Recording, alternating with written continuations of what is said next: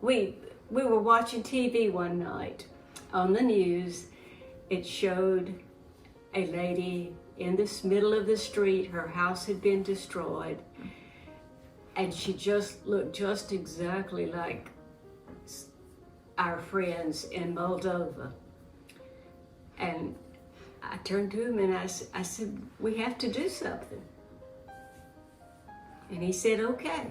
One other thing maybe we would say is we heard that there was Ukrainian pastors in the Spartanburg area, and a friend of mine knew one.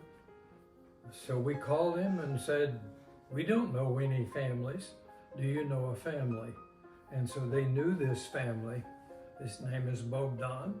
And so they said, I would recommend this family.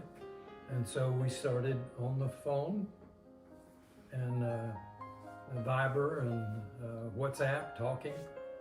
And that's how we discovered them. So.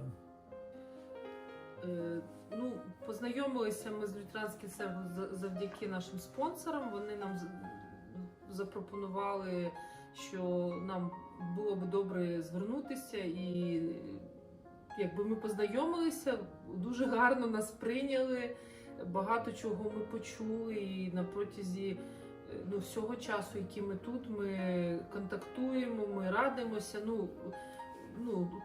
Якби навколо нас є люди, які дуже багато нам чого допомагають, але і сам лютеранський сервіс також досить такі приємні враження і завжди раді бачити. І насправді вони стали для нас дійсно родиною, тому що настільки вони переймаються різними питаннями, і вони завжди поруч, вони завжди, їхні двері завжди відкриті для нас, і вони в будь-який час якби,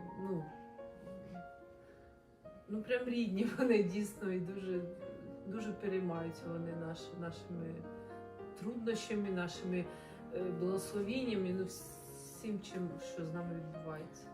Вони такі справжні Божі люди, і нам є багато чого в них вчитися, і ми дякуємо Богу за те, що ми маємо таку можливість вчитися від них цьому. Ми бачимо в них Бога, Божу любов.